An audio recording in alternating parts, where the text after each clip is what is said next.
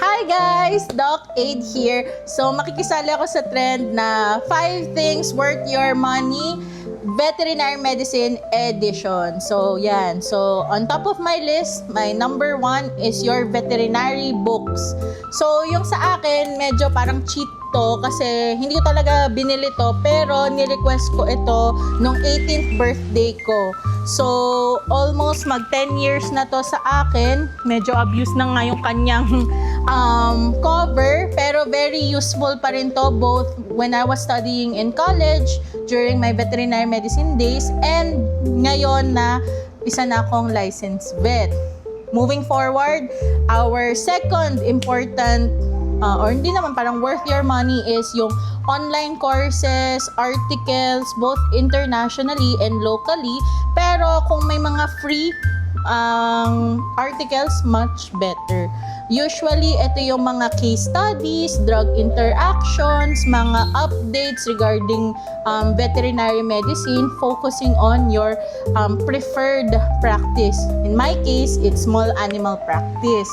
So, yung third naman is your physical assessment set. So, kailangan mag-invest kayo on good quality materials, pero you can also practice with, start, for example, yung stethoscope, yung neurological hammer, yung pen light, yung thermometer, and your otoscope and your ophthalmoscope.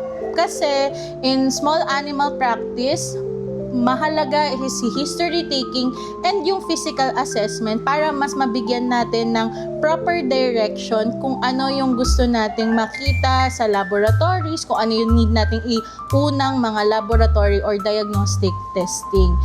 And yung pang-fourth ko naman is your scrub suit. Bakit yung scrub suit? Kasi during your duty, ito yung lagi mo suot. So, kailangan comfortable ka. Kailangan, pag comfortable kasi yung vet, lalo na sa suot nila, and confident ka, mas kaya mong ma-relay or mabigyan ng explanation sa owners, and nadadagdagan yung confidence ng parang sa pag-e-explain towards your diagnosis. So, naniniwala ako doon. And also, worth it ganito sa OTG is yung kanilang patches. Sobrang cute, nakakatuwa, nakaka-uplift ng busy schedule talaga. And lastly, yung number 5 is to invest in your health. So, kailangan mag-vitamins, mag-general check-up din kasi of course, kahit itong lahat na sinabi ko nung una, kung hindi tayo healthy, kung hindi tayo makakapag-work properly or makakapag-function properly, hindi rin siya worth it. So, ayun lang. I hope you guys like my 5 things worth your money veterinary medicine edition. Let me know in the comments below kung ano naman para sa inyo yung 5 bagay na gusto nyong mapag-focusan or mapag-investan as a veterinary medicine student or veterinarian. Bye guys!